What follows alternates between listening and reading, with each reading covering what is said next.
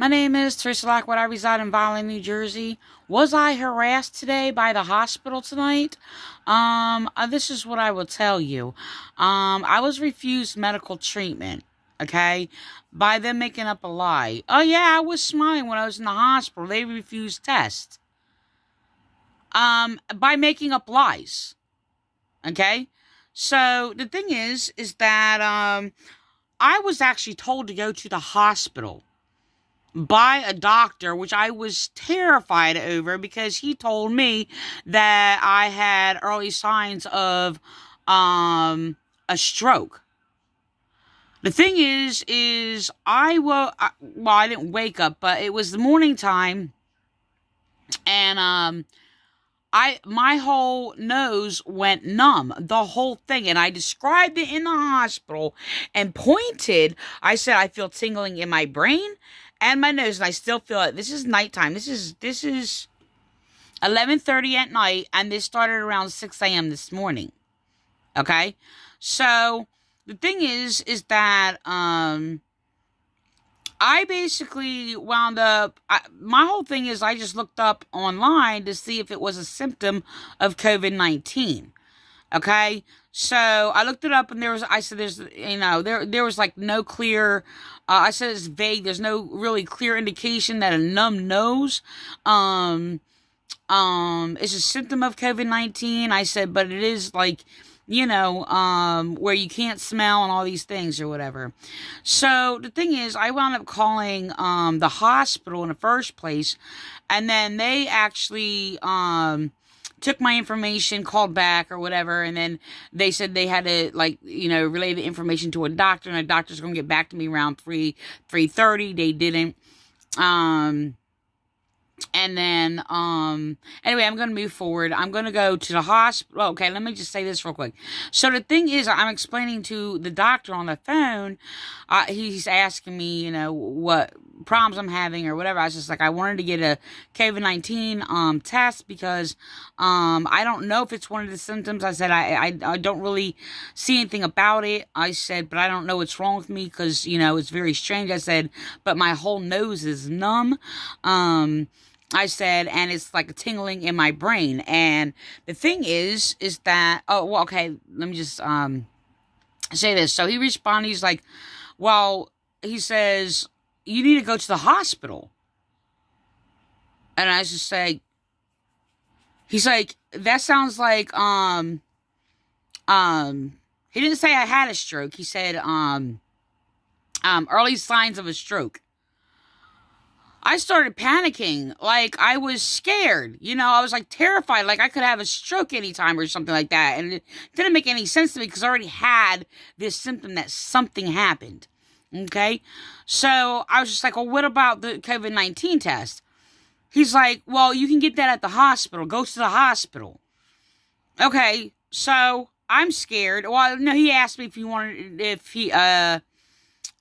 he should call an ambulance, and he said that he would, call the hospital and let the hospital know it was going to be there. Apparently, they had no knowledge of, that happening. So, the thing is, I had him take me to the hospital or whatever. I'm scared. Like, I was more scared the second time when he told me that I was, basically, had early signs of a stroke. I was really scared at first when I thought I could have COVID-19. Okay, and I had a bit of like some sort of congestion. It was like very thin, just like gurgling and things like this or whatever in my chest, which I was concerned about. And I was looking up information to get the COVID-19 test. So when I'm sitting here and I get this feeling in my nose, I look up to see if there's symptoms or whatever. I was like, I'm just going to call them anyway. I'm going to make a disappointment. So, that's how that started. So let me go further. When I went to, the hospital, the woman who first came to me, she was a bit rude. And she asked me, what my problems or my symptoms are. And I said, my nose is numb. I said that,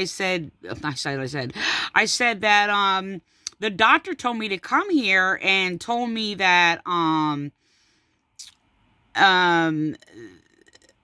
that I had early signs of a stroke. And I said, I just described to him, I said that my nose is numb. And she touches my nose. She's like, you feel that? I said, yes. She's like, it's not numb. It's like, if it's numb, you wouldn't be able to feel it. I'm like, no, that's not true. I said, it's numb, like when, and I described it, like even when I was at home, like here, I'm just like, my nose felt like I had a lot of Novocaine, like when you get out of a dentist. And I said this to her. I even said that prior to her even saying that. And, she's like, I was just like, it's numb. Like, I mean, when it's Novocained up, that's what it feels like. I said, it's here. I said, it's my whole nose. This is how I described it to you. I said, it's my whole nose. I said, it's in here. I don't think at that time I basically said it's right here, but this is where I feel it right here.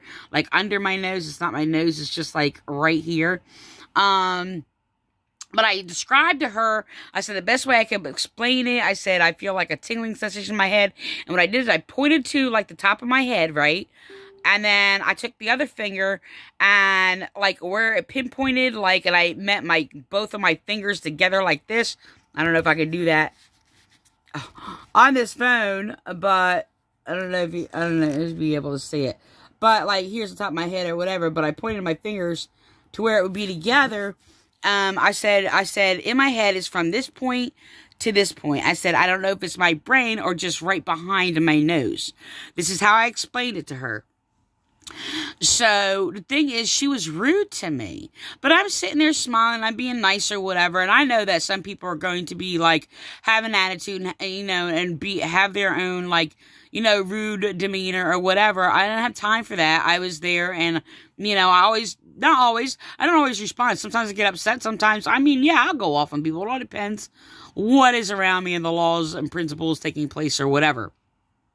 So, the thing is, she was really rude to me, but I'm smiling or whatever, and I'm not going to let her attitude, like, you know, sit there and, you know, try to play dictator or oppressor over me. So, the thing is, I've had that experience before with a number of nurses. I was actually literally harassed by nurses. Okay? I mean, I'll get to that in a bit. So I'm going to go back. So eventually, you know, the doctor, well, this woman came in and just asked me if I had insurance and things like that, whatever. She leaves. She was very quick. And then, the doctor comes in and the doctor, you know, she asked me the questions again or whatever. And she does this thing where, you know, she rubs both of my faces and like, no, I don't think everybody knows, but just about, it's very common knowledge that people who experience or, you know, observe, you know, something about, having a stroke, that it usually is on one side. Like I had a number of people who, you know, either the one side of their mouth like drooped or, you know, was like a little kind of paralyzed or something like that or whatever. But the thing is, I didn't know all the symptoms and signs of stroke. When this guy, I'm describing what's going on with me, and this guy is sitting there saying that early signs of a stroke, I'm terrified. Like, I'm like, I mean, death is like just facing me, like right in my face. Like, you know, it's just like, my heart was pounding. I'm like, oh my gosh, I'm going to have a stroke before I even get to the hospital, you know, because my heart was pounding so bad. So, the thing is that, I even wrote about it on my Facebook. That's like, I was that terrified. So I was terrified that I could possibly have COVID-19, but I wasn't sure. But the thought about it was scary. So when the doctor told me on the phone that, I could have early signs of a stroke, that fear just became much more extreme. It was just like I was really, really terrified. I was scared. Okay, so the thing is, anyway, so I'm talking to the doctor or whatever. She's like, well, you didn't have a stroke. And she described, the common known thing where, it would be on just one side. And that was one of the first questions she asked me before even she touched my face, if it was on one side or not. I said no, and I described it it's my whole nose. And I said, and I have tingling right here, like behind, in my brain. I said, I don't know if it's in my brain. I says, or if it's like, you know, just under there or behind my, you know, nasal cavity or whatever. I described all these things to her. I was just like, I said, it's at this point and this point. This is, you know, where they meet or whatever together or whatever. I said, that's where I feel it. Right. So this was all descripted to her. Okay. And she's like, well, there's no reason to do tests or whatever for a stroke or anything because you didn't have a stroke. She talked very nicely to me, and, you know, I thought was communicative until, and I'm sitting there smiling, and, you know, we're talking, you know, in relations, and then strangely, she actually mentioned diabetes. And I'm like, well, I thought I might have diabetes or whatever because, you know, I have like some symptoms and I've been sick. And, you know, she kind of like cut off the conversation. She didn't do it. Oh, that's another thing I want to talk about. I'm going to say, let me finish this first. She didn't do it like the other people. It was just like asking questions. It was very casual or whatever. It was just like, you know, or whatever. But I'm going to back up with that. When I first called for to see about getting a COVID test or whatever, they were asking me COVID questions and cutting me off immediately, and I wasn't even able to answer some questions. And it was very strange. And the woman who called back to get more information about like my symptoms and things like that, or reassure my information and things like that, I just remembered. Okay, I'm gonna go on. So the thing is that they were like cutting me off. It was just like, it was like I only got a chance to say like one word. Right? And if I went to explain something, they'd cut me off, and it's just like, okay. And I understand. I'm not ignorant to, like, you know, they have to do things really quickly because they have a lot of people seeing all these things or whatever, but that's not what was happening. It was like almost like, you know, it was just unbelievable. So, the thing is, the doctor that I spoke to on the phone, not the doctor at the hospital, but the one that was on the phone, he was also cutting me off. And he was, manipulating the situation.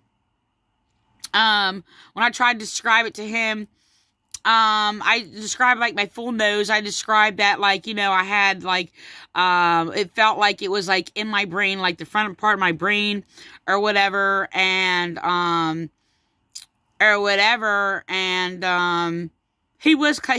asked me a couple questions. I don't exactly remember what they were, but he cut me off like really short, but he was like responding. He made me panic because he was responding, like, go to the hospital. And I'm just like, I was just calling to see if I have COVID-19. And he's just like, I was like, but what about COVID-19? He's like, no, go to the hospital. You can get it there. So anyway, back to the doctor at the hospital. It was a woman. I think it was like Dr. K or something like that. Just a tiny little woman. You know, she seemed very friendly, very communicative and things like that. And so she mentioned diabetes, and it's like, okay, so she asked me the last time I ate, and I couldn't remember exactly when or whatever. I gave her a rough estimate, maybe like 8 hours ago. Well, I don't know. I said around like noon or something, you know, something like that. I said I couldn't really remember. She's like, well, 8 hours ago. So, the thing is that, and I told her what I had. I said I just had like salmon on, almond crackers or whatever. And, the thing is, it's like, so she's like, okay, well, this is a thing. What was strange. So she's like, well, I'm going to test your blood sugar. And I was just like, are you testing me for, diabetes?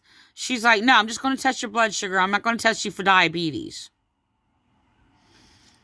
I said, okay, this is a thing. I have knowledge about, because he has diabetes, I have knowledge that, and I even told him, I was just like, it's pointless just to check, and told him, it's pointless to check your blood sugar when you haven't eaten, when you just woke up, only, and not test it when you eat, to sit there and monitor and learn about how your foods and what raises your blood sugar. Why? Because when you wake up, it's going to be low, because you haven't eaten. And everything's been processed through your body and things. So it didn't make any sense. Like testing my blood sugar when I haven't eaten for 8 hours didn't make any sense to me. Now, I didn't have an attitude now I'm expressing now. Like I was more, you know,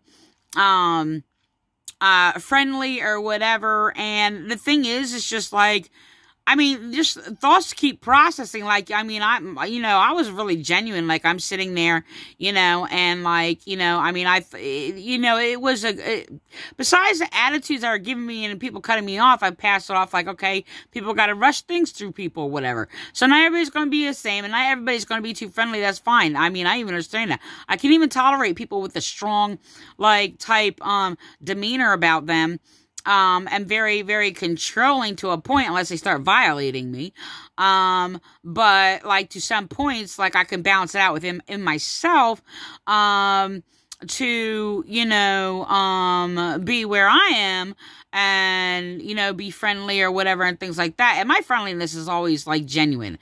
Like if I'm going to go off on somebody, I'm going to go off on somebody. When I'm like calm, cool, collective, I mean, I believe I value emotions. I do not believe in abusing emotions. I speak against it all the time. And it's just like, be genuine however you feel or whatever.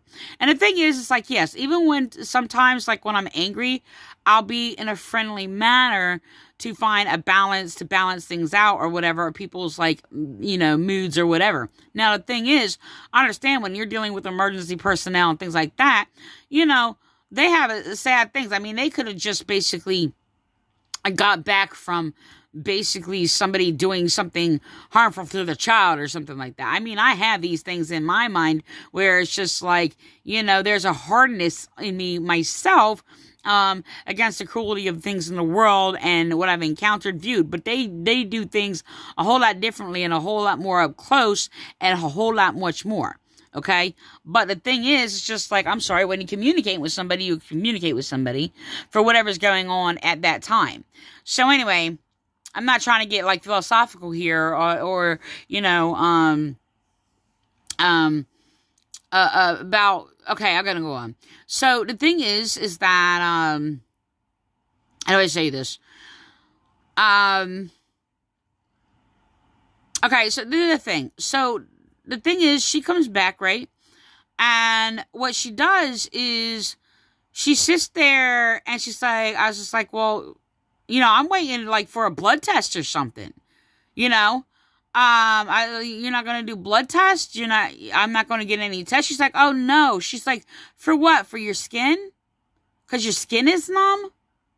This is what they did. I'm just like, my skin. I said, I described you that it was my whole nose. I said it's like somebody who basically gave me Novocaine like I just got out of a dentist or something. I said, that's not normal. It's scary. She's like, oh, I understand that, but there's no test that can be done or, you know, anything for it or whatever and things like that. But the thing is, she just made up this whole thing that was something else not related to what I told her in detail. Not only that, it's in my brain. So that is the thing about the doctor in the first place who I was on the phone with, told me to go to the hospital because I felt tingling in my brain, and it's basically right here, and I described it to both of them, pinpointing it where it is, and it's my nose. And described it in detail. It is like being Novocaine when you get out of a dentist. Like the whole thing, everything. I mean, she mentioned a couple things about like nerves and, you know, and she's trying to talk, and she's talking about like things like, you know, if your nerves are like cut off from like bending your arm or your arm fall, arm fall asleep or something like that or whatever. I was like, no. And I said it a number of times. So when she comes back, she completely avoided what I told her. It's like, oh, because your skin is numb? Like, she didn't say it like attitude like that. She said it in a very friendly term. But what she just did was like completely just avoidant of what basically I just told her. Which is endangering my life, and so are all the rest of them. Now, the thing is, when I when the woman came to the COVID test, now I don't know their procedures about COVID, but she gave me an attitude, and I was friendly, smiling, and nice. And because I was just like, okay, yeah, it was like odd to me because she says, we have to do the COVID test outside, right? And she said it very friendly, and I was just like, outside? You know, because it kind of threw me off. It was odd to me.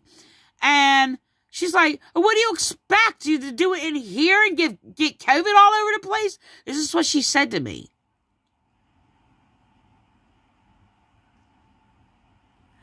I was like, so I just stayed like smiling and friendly. I was like, well, I don't know. And that's how I responded. That's just my character or whatever. And yes, it changes when it's processing and this all collects together or whatever. And I basically refuse medical treatment, but I'm encountering with somebody. Okay, just find like a mutual ground of communication. Apparently, you can't get that from them. Their minds are freaking degenerate. Okay, and it was just like, they were willfully stupid. Yeah, basically getting an attitude with me. The one who is suffering. The one who is terrified and scared, because it is not normal that your whole dang on like face, like right here, is all numb all of a sudden and you do not know why. And it could be anything. It's freaking scary, especially after you sit there and you were just told that I could have the early onset of like having a stroke. Being scared that I might have COVID-19 and I don't. And this is how I was harassed by these people. And yes, they do it in their little flattery little tone. And the only one who is genuine and real about anything is me. Yeah, I'm still scared. Yes, I'm still terrified. So the thing is that at the time, you know, she gave me an attitude or whatever. I was like, okay, so are we done in here then? We're just gonna go out and I can leave from there? She's like, yeah. And so the thing is, when we go outside, she still had this attitude with me. Like she was like just, giving this little slight bullying. And it's just like, it's terrible. So I turned the wrong way. She got an attitude. No, that way. Like, very nasty to me. So I'm still smiling and being friendly to her. I was like, okay, just tell me what you want me to face or whatever. Or that way. Like, she was very nasty to me. Like, she was, like, condescending or whatever. And it was just like, I'm still sitting there smiling, being all friendly to her or whatever. I was like, okay, I don't know. You know, that's how I was responding. And, trying to balance out, and because it does work, you know, if you balance out and if you stay like, you know, friendly or whatever, and they're basically, you know, in their I don't know what you say, their misdemeanor, I guess, if you will. I mean, that's like related to more like a crime or anything, but it is kind of when you're sitting there bullying me practically, slightly, I guess. I don't know if there's a degree of bullying, but they were just very, very nasty to me. So the thing is like she had it done, and she got an attitude because she's like, inhale, and because I basically I was like, I have shortness of breath. I'm sorry. I said, just wait a minute. Okay, I said, just let me know. I said, I'll tell you when I'm ready, and just let me know when you're ready. So I did it to organize the situation, because apparently she has this big stick that she's going to stick up on my nose. Okay, so the thing is, so I'm just sitting there, I'm just like, okay, just wait a minute. I just want to make sure I'm doing it right. She's like, tilt your head back and inhale. And it's like, I kind of lost my breath there when I tried to do that. So wait, or whatever. I said, so I don't want to repeat myself. Okay, I'm going to repeat myself. But I was just like, just wait. I said, I have shortness of breath sometimes, and, you know, I have asthma and stuff. So I just want to make sure, you know, I said, I'll let you know when I'm ready. I said, I'll just put my finger up. So, I mean, I was smiling, still friendly, and she's like, giving me, and this is what she's doing to me. So, I'm the one terrified, and she wants to sit there and treat me like this. So anyway, so I did it inhale and sit back, and I was like, okay, you know, and she did it or whatever. And the thing is, she had to do like the other nostril or whatever, I just want to make sure I was prepared and I was breathing correctly when I inhaled or whatever. So she gave this body language of an attitude again. So I'm sitting there just continuously just being nice or whatever, and I'm being treated like I'm just a problem.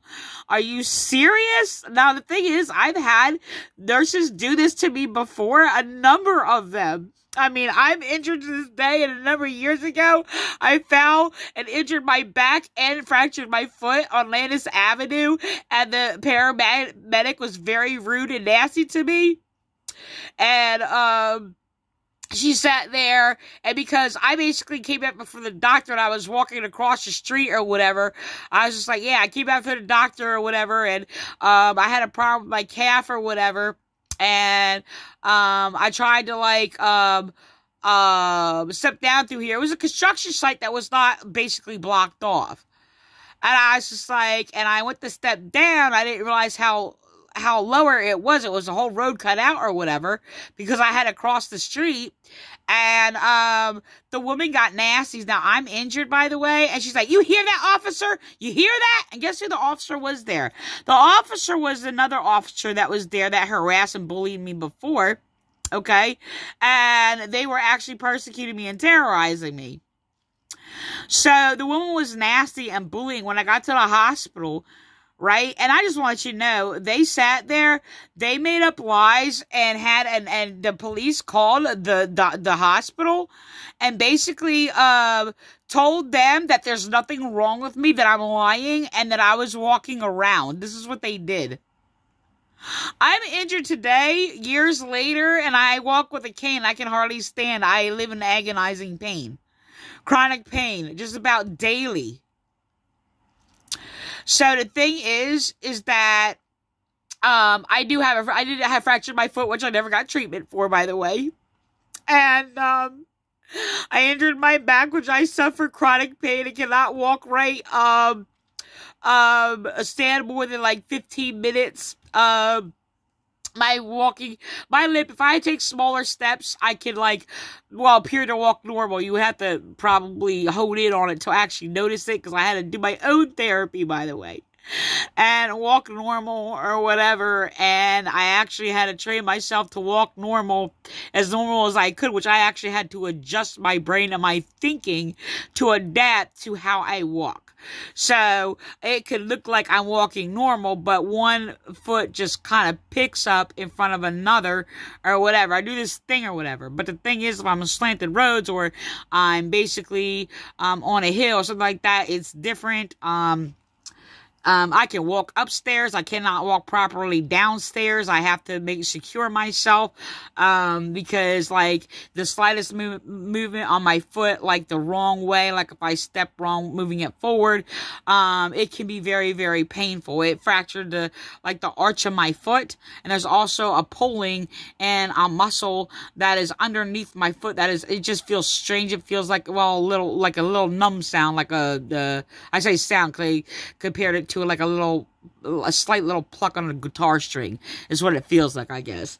So the thing is that the nurse came and started bullying me, and sat there and said, oh, well, there's nothing wrong with you because you were walking around. I said, no, I was not. I was sitting on the curb the whole time, and I didn't even call the police. Somebody else called the police, and I told them, call an ambulance or whatever, and I told them not to. I'll be fine, and I was trying to call somebody to get picked up.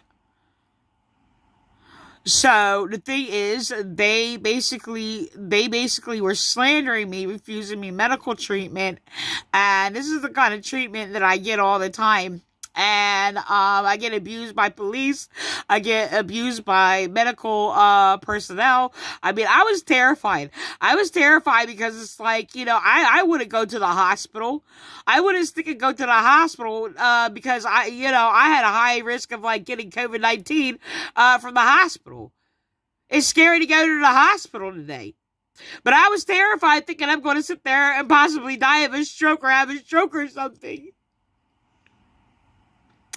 So the thing is that I'm sitting here with nothing that happened, and they're gonna bill me for doing nothing. Oh, because they pricked my finger. So, it's not normal that I have tingling in my brain, and if something happens to me, you just want to let you know that they refused me medical treatment, and I have tingling, and my whole nose is numb, exactly like, getting Novocated or whatever, like when you're at a dentist's office. Like it is on at the dentist, your mouth is numb. It's not. It's like at a lower part under my nose, right here. Like I feel it all the way through in here. It is all, my whole cavity of my nose is numb. It goes all the way back. Okay, there was tingling in this sense of my brain, and the thing is that these people, they're refusing me medical treatment to cause me suffering. This is the police, by the way. And to sit there and, just like, they don't care if I die. You know why? Because I said it so many times. Why? Because I'm an intelligent woman. And this is how they can sit there and use these people in this hospital to sit there and refuse me medical treatment and bully me and basically make up lies about me and basically avoid reality. And these people are nothing but freaking pigs.